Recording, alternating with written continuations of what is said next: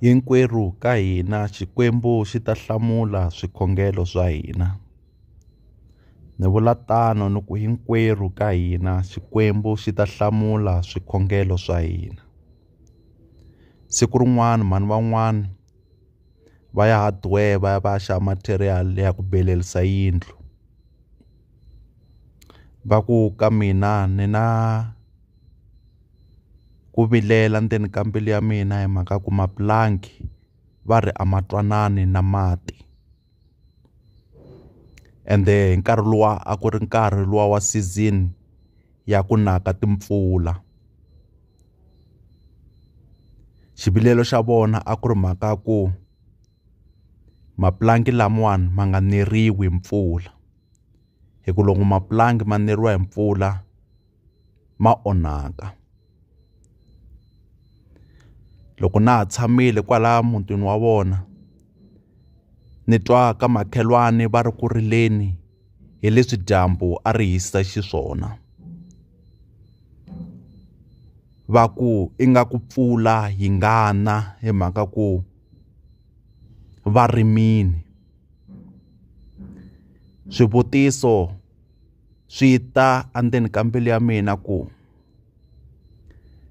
ka muti lowu va rila hi mhaka ku mpfula yi nga ni hi ku yi ta va moxela mapulanki. Mara ka makhelwani va lava mpfula leswaku yina yi ta kota ku va kota ku pfuna laha va nga rima kona. Ni tivutisi swivutiso swa ku tala ku xana Xikwembu xi ta fane xi hlamula xikhongelo xa mani ka vanhu lavambirhi.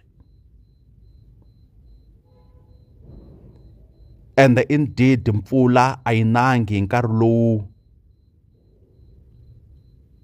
va muti lowu a va fane va belerisa yindlu.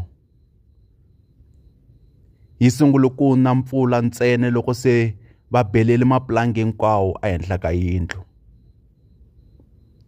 Lexi ni nga xi dyondza ka mhaka ya vanhu lavambirhi i mhaka ku Xikwembu hinkwavo xi va hlamurile. Lowo sungula a ku ri mhaka ku a nga lavi leswaku mpfula yi na hi ku yi ta moxa mapulanki ya yena. Yi sungule ku na hi mhaka ya ku se rhufu a yi vekeliwini ehenhla. Na loko se swileti swi nga se beleliwa mara mapulanki ma nga ha ta moxeka hi ku se ma tshamile ehenhla ka yindlu. Xikhongelo xa lavan'wanyani xi hlamuriwile after loko xikhongelo xa lavan'wanyani xi humelerile. Leswi swi ni dyondzise mhaka ya ku hinkwenu Xikwembu xa hlamula swikhongelo swa hina. Se ni vula tano ni ku swi nga ri na mhaka ku Xikwembu xi hlamula swikhongelo swa hina endzhaku ka nkarhi wa ku fika kwihi. Mara lexi salaka ni xi tivaka i ku Xikwembu xa hlamula swikhongelo swa hina.